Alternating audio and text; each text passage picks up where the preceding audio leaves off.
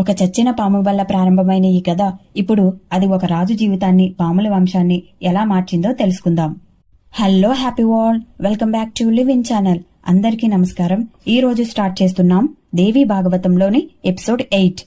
ఒక శాపం తప్పక జరుగుతుందండి. నిజమేనా? పాముల యజ్ఞం ఎందుకు ప్రారంభమైంది? ఆస్తికుడు ఎవరు? ఆయన జననం ఎందుకు ప్రత్యేకం? తెలుసుకుందాం రండి. జనమేజయుడు తన తండ్రి పరీక్షితుడు చనిపోవడానికి కారణమైన పాముల్ని శపించి వాటిని నాశనం చేయాలని ప్రతిజ్ఞ చేశాడు.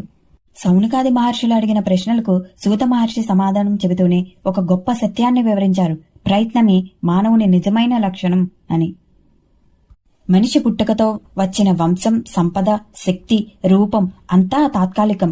కాని తన కృషి, తన ధైర్యం, తన శ్రమ మాత్రమే శాశ్వత ఫలితాలనిస్తాయి. మహర్షులు ఉదాహరణగా చెప్పారు. పూర్వం ఎందరో మహర్షులు కఠోర తపస్సు చేసి శక్తులు సంపాదించారు. వారు వంశబలంతో కాదు, ప్రయత్న బలంతో గొప్పవారయ్యారు. ఇదే గుణం కారణంగా భూమిపై రాజులు, మునులు, దేవతలు కూడా మహోన్నత స్థానాలకు చేరారని కథలో చెప్పబడింది. సుతుడు చెప్పారు, దైవనుగ్రహం కూడా కృషి వలనే సిద్ధిస్తుంది. ప్రయత్నం లేకుండా కేవలం ఆశించే వారికి ఫలితం రాదు. కర్మ చెయ్యు, ఫలితం వస్తుంది అన్న గీత్ర సూత్రాన్ని ఇక్కడ స్పష్టంగా చెప్పారు. మహర్షులు కథలతో ఉదాహరణలిచ్చారు. విశ్వామిత్రుడు క్షత్రియుడు అయిన కఠోర తపస్సు వలన బ్రహ్మర్షిగా గుర్తింపుపడ్డారు. వాల్మీకి మహర్షి దొంగగా పుట్టిన ప్రయత్నం వల్ల మహాకవి అయ్యారు. కాబట్టి మనిషి గుణం అతని వంశంలో కాదు, తన కృషిలోనే ఆధారపడి ఉంటుంది. ప్రయత్నమే మానవుని నిజమైన లక్షణం అని మునులు చెప్పగా జన్మేజయుడు నిర్దాక్షిణ్యంగా పెద్ద యజ్ఞం ఏర్పాట్లు ప్రారంభించారు. ఈ యజ్ఞం ఫలితంగా విశ్వంలోని అన్ని పాములు అగ్నిలో పడవలసి పరిస్థితి వచ్చింది. తక్షకుడు అనే పాము పరీక్షితుణ్ణి చంపగా దానికి మూల కారణం ఋషుల శాపమే. జన్మేజయుడు తన తండ్రి పరిచరితుడు అంటే పరీక్షిత్ మహారాజు మృతికి కారణమైన తక్షక నాగుపై ప్రతీకారం తీర్చుకోవాలని సంకల్పించారు. అందుకోసం ఆయన పాముల యజ్ఞం ప్రారంభించమని ఆజ్ఞాపించాడు. అప్పుడు మహర్షులు యాగ మండపంలో శక్తివంతమైన మంత్రాలు జపించగానే అన్ని పాములు అగ్నిలో పడిపోవడం మొదలైంది. వాసుకి ఇతర నాగులు ఒక్కొక్కరుగా ఆ యజ్ఞ అగ్నిలో పడుతుండగా సర్పజాతికి ఆర్తనాదం మొదలైంది. అయితే తక్షకుడు మాత్రం తప్పించుకోవాలని ప్రయత్నించాడు. ఎందుకంటే అతను ఇంద్రుని రక్షణలో ఉండేవారు. యోగం శక్తి వల్ల ఇంద్రుణ్ణి కూడా తక్షకుడితో కలిపి అగ్నికి దింపాలనుకుంది. అప్పుడు మహర్షులు ఆశ్చర్యపోయారు. ఈ దారుణ పరిస్థితిని చూసి కొందరు ఋషులు శాపం తప్పదు, పరమేశ్వరి నిర్ణయం, వశిష్ఠాది మహర్షులు మాటలు తప్పవు అన్నారు. నాగులకి ఇచ్చిన శాపం పరశురామ క్షత్రియ నాశనం తరువాత పాండవుల కాలంలో పరీక్షితునికి శాపం తప్పదు, ఆ వంశానికి ఈ శాపం అనివార్యం అని అన్నారు. తక్షకుడు ఇంద్రుని రక్షణలో ఉన్న యజ్ఞాగ్ని శక్తి ఇంద్రుని సింహాసనాన్నే కంపింపచేసింది. ఈ దృశ్యం చూసి ఋషులు ఇది సాధారణం కాదు, ఇంద్రుణ్ణి కూడా లాగే యాగబలం అనేది దైవశక్తికి సంకేతం అని అనుకున్నారు. చివరికి ఋషులు ఏకస్వరంగా చెప్పారు, పరమాత్మ తల్లి ఇచ్చిన శాపం తప్పదు, పరీక్షితుని వంశం ఈ బాధ అనుభవించక తప్పదు. ఎవరైనా దయతో జ్ఞానంతో శాపాన్ని తొలగించే వరకు సర్పయజ్ఞం ఆగదు అని శౌనకాది మహర్షులకు సుతుడు వివరించారు. సర్పసత్రంలో మంత్రబలం ఇంత ఘోరంగా పెరిగింది కాబట్టి భూలోకంలోని నాగులు మాత్రమే కాక పాతాళంలో ఉన్న నాగులు కూడా యాగాగ్నికి లాగబడ్డారు. అగ్నిలో పడిన ప్రతి నాగుడు తల్లడిల్లి కేకలు వేస్తూ ఇది అన్యాయం, మా శాపం తప్పదు అని మహర్షులు చెప్పిన మాట నిజమవుతుంది అని విలపించారు.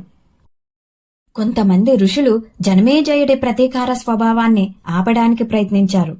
మహారాజా, ప్రతీకారం అనేది నాశనానికి దారితీస్తుంది, శాపం అనేది దివ్య నిర్ణయం, దానిని బలవంతంగా దొంగలించలేం అని హెచ్చరించారు. కాని క్రోధం, ప్రతీకారం వల్ల అంధుడైన జన్మేజయుడు వినలేదు. శౌనకాది మహర్షులు అడిగారు, సుతా, జన్మేజయుడు ఎందుకు పాముల యజ్ఞం మొదలుపెట్టారు? అది ఎలా జరిగింది? సుతుడు సమాధానం ఇచ్చారు, మహర్షులారా, ఇది పరమాద్భుతమైన గాథ, వినండి. పరీక్షిత్ మహారాజు శమిక మహర్షి శాపం వల్ల తాక్షకుని విషంతో మరణించాడు. ఈ వార్త విన్న రాజ్యం అంతా దుఃఖ సంద్రంలో మినిగిపోయింది. పరీక్షిత్ కుమారుడు జనమేజయుడు చిన్న వయసులోనే రాజ్య భారాన్ని స్వీకరించాడు. ఒకరోజు యాగశాలలో కూర్చున్న జనమేజయుడికి ఋషులు అతని తండ్రి మరణగాథ వివరించారు. వారు చెప్పారు, నీ తండ్రిని కాటేసి చంపేసింది తాక్షకుడు, ఆ సర్పరాజు దుర్మార్గి, ప్రతీకారం తీర్చుకోవాలి అని. ఈ వార్త విని జనమేజయుడు కోపంతో రగిలిపోయాడు. తండ్రి మరణానికి కారణమైన నాగకులం అంతమైపోవాలి, వారిని అగ్నికుండంలో వేయాలి అని ప్రతిజ్ఞ చేశారు. అప్పుడు మహర్షుల సహాయంతో ఒక భీకరమైన సర్పయజ్ఞం ప్రారంభమైంది. మంత్రశక్తితో నాగులు ఒక్కొక్కరిగా ఆకాశం నుండి లాగబడి యాగాగ్నిలో పడిపోతున్నారు. వేలాది సర్పాలు కేకలు పెడుతూ యాగాగ్నిలో కాలి బూడిదయ్యాయి. ఈ సమయంలో వాసుకి, కర్కోటకుడు, ఐరావతుడు, ఇతర నాగులు భయంతో వణికిపోయారు. వారిలో చాలామంది మా వంశం నాశనమైపోతుంది అని పిలిచారు, విలపించారు.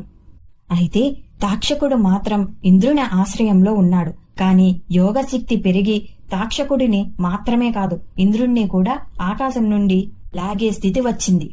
ఈ దృశ్యం చూసి మహర్షులు భయపడ్డారు. ఇంద్రుడు పడిపోతే సృష్టి వ్యవస్థ కదిలిపోతుంది, యజ్ఞం ఆగాలి అని అనుకున్నారు.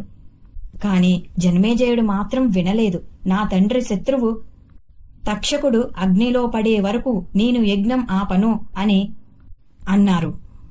అప్పుడు నాగరాజు వాసుకి తన వంశం నాశనం అవుతుందని చూసి తీవ్ర భయాందోళనకు లోనయ్యారు. ఇంకా ఒక మార్గం ఉంది. నా చెల్లెలు జరత్కరుని ఒక మహర్షికి ఇచ్చాం, వారి కుమారుడు తప్పక మాకు రక్షకుడు అవుతాడు అని ఆశపడ్డారు. ఆ మహర్షి పేరు జరత్కరు. అతడు విరక్తి సంపన్నుడు, సన్యాసి వలె జీవించేవాడు. కాని పితృశాపం వల్ల అతనికి వివాహం తప్పలేదు. అందుకే వాసుకి తన సోదరి జరత్కారిని అతనికి ఇచ్చారు. వారి వివాహంలో పుట్టిన సంతానం ఎవరో కాదు, ఆస్తిక మహర్షి. ఆస్తికుడు చిన్ననాటి నుంచే వేదాలు, శాస్త్రాలు, తపస్సు, మంత్రశక్తిలో ప్రావీణ్యం సంపాదించారు. ఆయనలో ఉన్న బుద్ధి, వినయం, ధర్మం చూసి అందరూ ఆశ్చర్యపోయారు. వాసుకి తనకు గతి చూపించే వాడే ఆస్తికుడు అని నమ్మి, బిడ్డా, నీ వంశాన్ని రక్షించు, నాగకులం మంతమైపోకుండా జాగ్రత్తపడు అని అభయంగా పంపించారు. ఇదిలా ఉంటే జనమేజయుడి సర్పయాజ్ఞం తారాస్థాయికి చేరుకుంది. అగ్నిలో వేలాది సర్పాలు దహనమయ్యాయి. తక్షకుడినే కాదు, ఇంద్రుడి సింహాసనాన్ని కూడా కదిలిపోతున్నది కూడా. ఆ సమయంలో ఆస్తికుడు యజ్ఞశాలకి చేరుకున్నాడు. ఆయన్ని చూసి యజ్ఞ కార్యాలు అన్నీ తాత్కాలికంగా ఆగిపోయాయి. ఎందుకంటే మహర్షులందరికీ ఆస్తికుడంటే అపారమైన గౌరవం. జనమేజయుడు అతన్ని ఆత్మీయంగా స్వాగతించారు. మహర్షి, మీ రాక మా యజ్ఞానికి మహాపవిత్రత, మీరు కోరిన వరం ఏదైనా ఇస్తాను అన్నారు. అప్పుడు ఆస్తికుడు శాంతంగా అన్నారు, మహారాజా, మీ తండ్రికి ప్రతీకారం తీర్చుకోవాలని మీ కోపం సహజమే. కాని నాగకులం అంతం కావడం ధర్మం కాదు. ఈ యజ్ఞం ఇక్కడే ఆగిపోవాలి. ఆ మాటలు విని సభలోని మహర్షులు కూడా అంగీకరించారు. ఇంద్రుణ్ణి కూడా లాగిపోతున్న ఈ యజ్ఞం ఆగకపోతే లోకాలు క్షోభకు లోనవుతాయి అని ఆస్తికుడు మాట సత్యం. అలా ఆస్తికుడు జ్ఞానం, వినయంతో ప్రభావితం అయిన జనమేజయుడు యజ్ఞాన్ని ఆపేశారు. అగ్నికుండంలోకి లాగబడుతున్న తక్షకుడు కూడా బతికిపోయాడు. వాసుకి ఆనంద బాష్పాలు కార్చారు. నాగకులం రక్షించబడింది. ఆ రోజే నాగపంచమి పర్వదినంగా స్థాపించబడింది. నాగులను పూజించే ఆచారం అప్పటి నుండే మొదలయింది. ప్రయత్నమే పురుష లక్షణం. శాపం తప్పలేదు. పాములి యజ్ఞం భయంకరంగా సాగింది. చివరికి ఆస్తిక మహర్షి రక్షణ వల్ల నాగవంశం నిలిచింది. ఇలా దేవీ భాగవతం 2వ స్కందం పూర్తయింది. ఆస్తికుడు మహర్షి ఎందుకింత ప్రాముఖ్యం పొందాడు? పాములి యజ్ఞం తర్వాత ఏం జరిగింది? నాగవంశం భవిష్యత్తు ఎలా మారింది? ఇవన్నీ తెలుసుకోవడానికి నెక్స్ట్ ఎపిసోడ్ కోసం వెయిట్ చేస్తూ ఉండండి. Please like, share and subscribe to my channel. Thank you.